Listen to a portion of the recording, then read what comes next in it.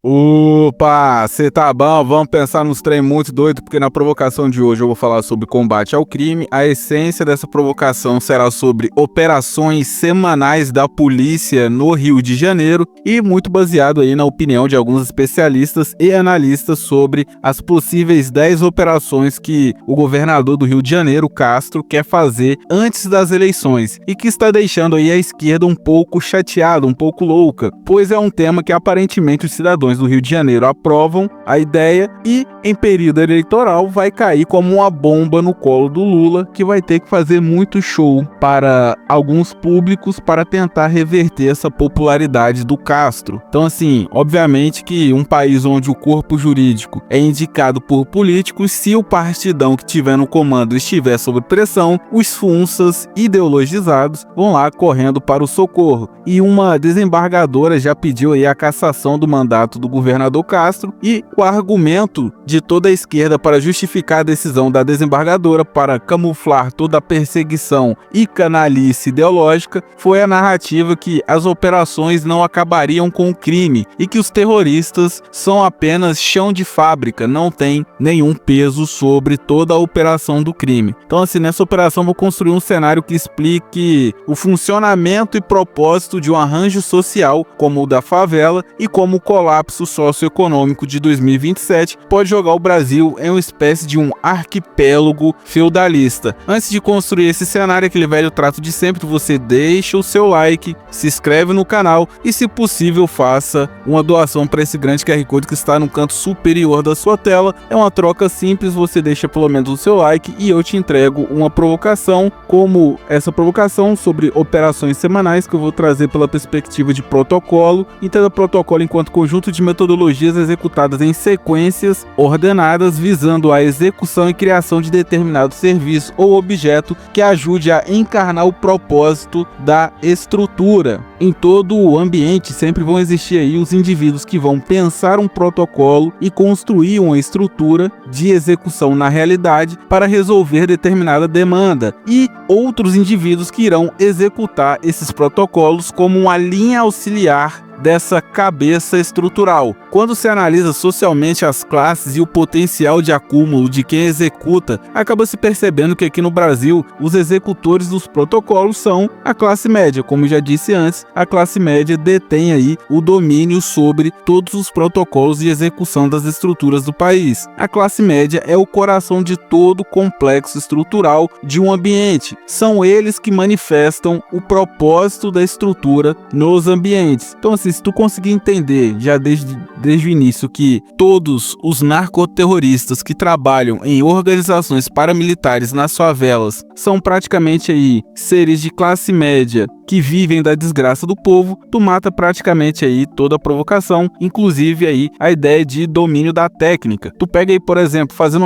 uma abstração para instituição, tu pega o caso, por exemplo, dos BRICS, que são países classe média do planeta. Todos são top 3 dos principais protocolos essenciais para a sobrevivência da humanidade. Seja agropecuária, combustíveis, insumos, remédios e indústria, qualquer desordem no BRICS pode gerar um pânico global e até diria que seria visto como um ato terrorista contra a humanidade. Mas o que quero dizer é simples: os executores têm papel fundamental em qualquer estrutura, seja em uma favela ou seja no planeta. Os executores são o sangue e coração de qualquer operação e manifestação de propósitos na realidade. Pensar em acabar com o crime organizado apenas pegando um pouco de dinheiro dos caras é perca de tempo. Para acabar com essa palhaçada, tem que acabar com todos os operadores a ponto de colapsar por falta de operacionalidade. Dinheiro é só para se atrair mais otários, para ficar tomando tiro da polícia. Os grupos narcoterroristas do Brasil já estão infiltrados em espaços produtivos mais complexos. Se não caçar quem controla os protocolos de execução desses grupos, não irá mudar nada no Brasil. Então, se as pessoas têm uma certa miragem, elas enxergam todo esse cenário com uma estrutura miragem, uma miragem estrutural. Quando se pensa em acabar com algo relacionado relacionado ao crime organizado se compara sempre como se o crime fosse uma empresa que, se tu corta o fluxo econômico, ela quebra, o que é deveras burros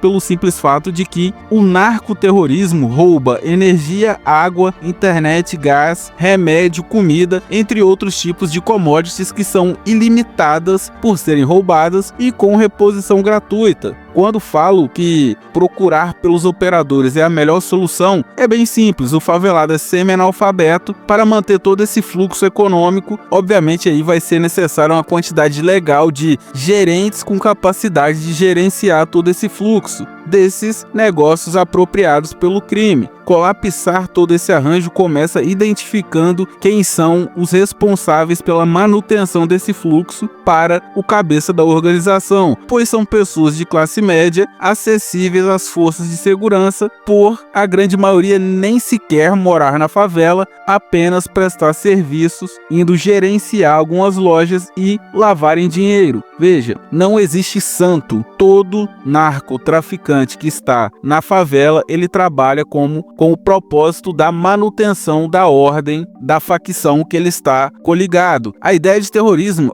é válida pela imposição da coerção e medo para forçar a subordinação dos indivíduos sem ser por via eleitoral. Quando o grupo usa medo e pânico com um risco notório de morte de quem discordar deles, fica óbvio aí que são atos de grupo terroristas. E, obviamente, não estou fazendo uma propaganda pró-Trump antes que comecem a falar. Com o cerco na América do Sul, o pessoal tá meio nervoso. Admito que eu também estou um pouco receoso. Mas é um dilema atual que vamos ter que pensar sobre. Nós temos narcoterroristas invadindo e expandindo seu território. Ou a gente combate eles, ou a gente fica com medo do Trump entrar aqui e fazer isso. Os narcotraficantes têm um protocolo funcional que visa proteger algumas cargas e manter o controle, principalmente aí, manter o controle do fluxo econômico, que vai auxiliar na lavagem de dinheiro do crime, com o uso de repressão e medo ali dos moradores. Eles vão se apossar dos espaços produtivos e forçar ali todo tipo de lavagem de dinheiro. Todos ali têm consciência funcional muito bem evidente. Toda a intenção e ações não são visando, por exemplo, um acúmulo e fuga daquela vida triste, mas sim a aceitação do mal para o desfrute da própria vida. É uma visão mais hedonista da coisa, enquanto obviamente aí ajuda na ocupação territorial do grupo que ele pertence. É meio que um cérebro em troca de prazer. Isso tudo fazendo aí o funcionamento das funcionalidades da estrutura. A maioria dos indivíduos na sociedade são marginalizados, que não conseguem projetar o que é uma hierarquia social, o que é você ser funcional dentro de uma função de propósito institucional, e vão viver obviamente toda a sua vida dentro de um arranjo social sem entender o porquê que eles obedecem ou são punidos por quem executa o poder absoluto daquele ambiente. As pessoas que vivem na favela, em sua maioria, enxergam todo o domínio do narcotráfico como algo positivo, pois se analisa só as pequenas violências que os terroristas fazem e pequenas violações. E obviamente ali, se o arrego não estiver muito caro, não vai haver grandes reclamações. Quando as pessoas falam de narco-estado, parece um exagero, mas a transição ela começa justamente com a perca da fronteira do que é o ordenamento regimentar do país para o ordenamento regimentar dos narcoterroristas. As pessoas não se preocupam em manter a ordem e segurança do Estado, pois é só ela pagar um arrego ali semanal que o terrorista não vai abusar da sua família. É tipo pagar imposto para o Estado na cabeça de alguns. A troca de comando, quando se fala em narcoterrorismo, é realizada com a anuência coagida dos próprios indivíduos, um sapo se acostumando com a temperatura. É o mesmo para os indivíduos que se acostumam a, muitas das vezes, nem fazer parte da favela, porém, um grupo de narcotraficantes, narcoterroristas, simplesmente montam uma barricada e tomam posse aí dos seus negócios. Então, assim, fica muito difícil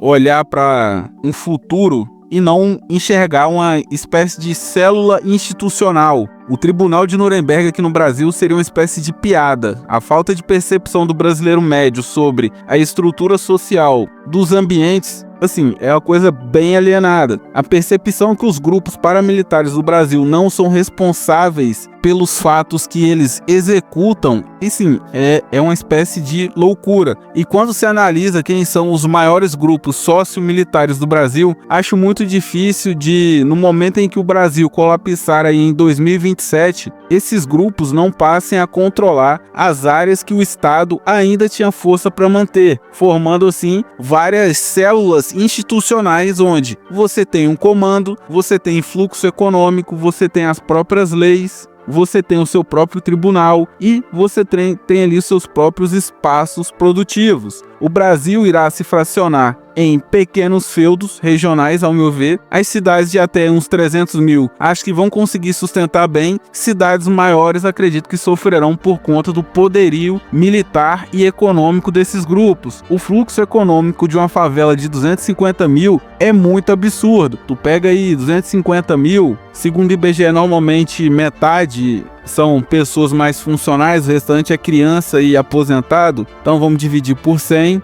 vamos multiplicar aí por 75, já que aposentado também compra as coisas. Então de 250 mil você tem 187.500 pessoas comprando algo, tu multiplica aí por, botar aí 1000, você tem 187 milhões por mês, multiplicado por 12 meses, 2 bilhões. Cada grupo aí deve estar com, em média, com algo em torno de 40 a 50 favelas. A gente está falando de 112 bilhões que esse pessoal está coletando. Então, assim, diria até que os ganhos dessas facções supera alguns fundos de umas cidades um pouco sem estrutura. E eu falo isso pelo fato que os traficantes ainda têm um diferencial. O Estado pega um pedaço através dos impostos. Os narcoterroristas ganham em cima do preço cheio. A pressão econômica e militar que será imposta fará nas produções falidas ou fragilidades uma concessão e um roubo absurdo. Teremos cidades fortes de narcoterroristas, muito baseado aí nesse ideal de mundo que todo mundo aprendeu através de cultura e da escola, ou até diria até que pela falta de algumas noções. O brasileiro não enxerga os espaços na estrutura, ele só enxerga o líder. Para o brasileiro, quem está abaixo do líder não é nada, não serve para nada. É uma mentalidade de subserviência. Só existe cobrança, por exemplo, no presidente do país. Não existe nada abaixo do presidente. Não existe a noção nem a preocupação de como funciona os fluxos do ambiente, seja o econômico ou o funcional. Tendo comida, energia e internet, qualquer um que queira controlar a vida do brasileiro médio será muito bem aceito, desde que não seja a pessoa que mais recebe dinheiro em toda essa opressão, porque aí tá tranquilo. Tu não recebendo muito dinheiro, tá tranquilo, o restante dá para ignorar. A ideia do grande burguês pega muito fácil na cabeça do brasileiro. O grande burguês, o peixe grande do tráfico, o cara do paletó, o cara do terno lá em Brasília. Muito isso pela falta de percepção e de noção da relevância de quem faz os protocolos se manifestarem na realidade, que é visto como algo irrelevante. Só o lucro no Brasil é valorizado, só o dinheiro no Brasil importa. Capacidade é só um detalhe. Então, desde que o traficante até o contador não ganhe muito dinheiro, eles serão simplesmente ignorados. São funcionários do narcotráfico, são funcionários aí de narcoterroristas, proletários com alta salubridade, alto risco de vida. O brasileiro não consegue ver a importância de se saber executar nem administrar nada, desde a sua própria vida até a instituição Estado que o rouba através de impostos. Então, assim, indo para o segundo bloco, trazer uma ideia que visa reduzir um pouco dessa merda toda, eu vou trazer a ideia do fluxo econômico isolado. A essência dessa provocação será sobre blindagem econômica e mais uma vez o dia foi salvo graças ao Comuna superpoderoso. E isso foi uma ironia, tá? Antes que alguém fique chateado. Pois, ao meu ver, o Estado deveria entregar uma agenda de consumo para as pessoas ali da favela, onde o cidadão compraria energia, água e outros itens de sobrevivência básica através aí de um voucher Pix e iria retirar o produto ou só receber em casa no caso da energia, quebrando a arrecadação dos traficantes em cima ali de pontos comerciais roubados e apropriados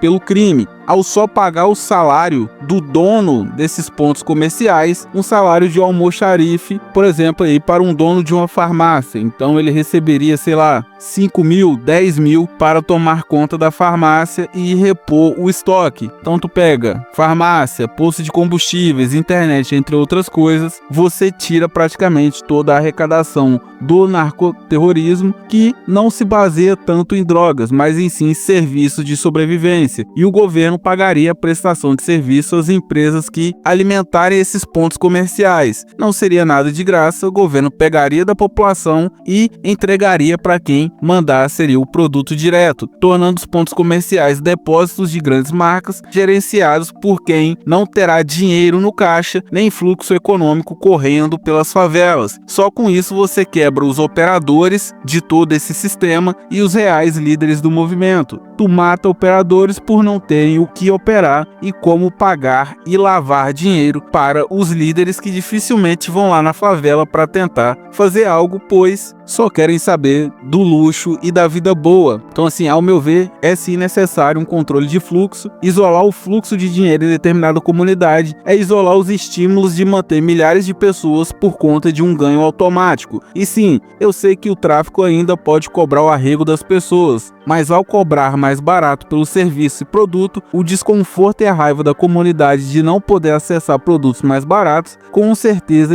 iria eclodir, jogando a população contra esse grupo paramilitar. E com o dinheiro arrecadado, dá para colocar pontos protegidos pelo Estado na entrada da favela para que os indivíduos vão lá e retirem os produtos. Acredito que seja uma solução ok. A luta contra o narcoterrorismo, antes de tudo, passa pela quebra de conexão entre os indivíduos da favela e o grupo paramilitar que ocupou aquela região. Forçar uma cisão entre os dois através do consumo é, ao meu ver, uma boa opção. Tirar e quebrar a relação econômica, ao meu ver, seria apenas o começo. Para mim, teria que se derrubar todas as favelas. A ideia é quebrar o conforto tanto da sociedade que mora naquele local, quanto dos narcoterroristas que terão que buscar por novas fontes de renda, reduzindo a sua influência e reposição de garotos pobres que irão aceitar a vida cão do terrorismo em troca de conforto e sexo. Outra ideia, que aí é a ideia de quebrar a favela, é retirar a população das favelas e incluir em outros bairros de classe B para baixo, B- para baixo, isolando aí o terreno que antes eram as favelas e derrubando todas as casas e outras estruturas, tornando crime as pessoas entrarem naquela região. Então, assim, ao meu ver, o narcoterrorismo não teria onde se esconder nem dominar economicamente. E é aquilo, praticamente todas as ideias são viáveis desde que tivesse alguém interessado em fazer alguma coisa, resolver alguma coisa. Pena que não tem e teremos que conviver aí com favelas ao infinito. Então assim, se fica aquela criticazinha básica, tudo isso eu acho muito escorado por essa mídia safada, essa defesa canalha de tudo. Acho muito louco que exista pessoas que realmente acreditem que irão compensar a diferença socioeconômica dos indivíduos, liberando que outros indivíduos marginalizados cometam crimes. É o que eu falo dos pensamentos que começaram a partir do modernismo. A redução das vantagens da hierarquia social se tornou algo tão desejado e tão idolatrado que compensa até mesmo matar e roubar se for para trazer alguma percepção estranha de uma igualdade mínima. E se fica aí uma provocação para tu no final sobre noção funcional. Você tem um mínimo de noção do fluxo à sua volta?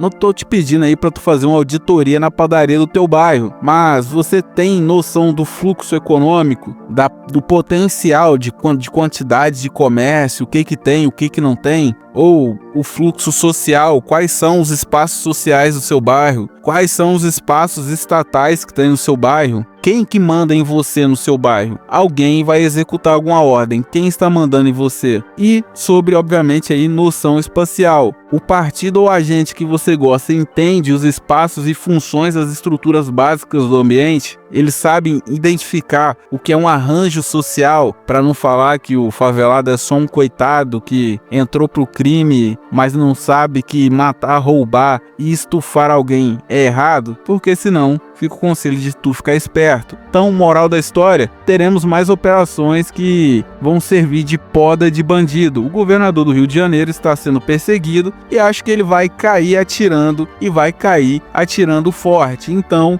oremos para que esses tiros fortes realmente cheguem e que ajude a derrubar esse ideal alienado que foi implementado no Brasil. A única coisa que importa para o brasileiro é o dinheiro, é o lucro. Se está ganhando pouco, você é merda. Mesmo que a pessoa que esteja ganhando pouco tenha uma influência absurda na vida dos indivíduos do ambiente. Pode ser o guardinha que vai fechar todos os comércios, mas ele ganha pouco, tem alguém que manda nele. Então assim, sem corte operacional, sem ir direto nos operadores do dinheiro, acho muito complicado que haja alguma melhora nisso aí. Sem cortar os operadores do tráfico que lavam dinheiro para os narcoterroristas, fica quase impossível de fazer algo, pois o dinheiro é lavado e camuflado em um monte de comércios que trabalham direto para o narcoterrorismo. Ou seja, ou isola o fluxo ou não adianta nada. E é aquilo, toda provocação a revolta de atos, retire crédito desse sistema desgraçado, retire crédito emocional, não flua emocionalmente com a massa. Não fique tão feliz porque os operadores vão continuar lavando, mesmo que haja 20 operações. E nem fique triste porque possivelmente com o aumento de operações, o negócio vai ficar sincero no sentido de redução aí da volúpia do crime organizado no país. Então, essas operações aí têm muito interesse por detrás. Fique de olho nisso, comemore o que der, beleza? A provocação de hoje foi essa. Se te trouxe alguma reflexão, deixe seu like, siga o canal e faça uma doação para esse grande QR Code que está no centro da sua tela. E então, até a próxima. Fique com Deus. Um forte abraço.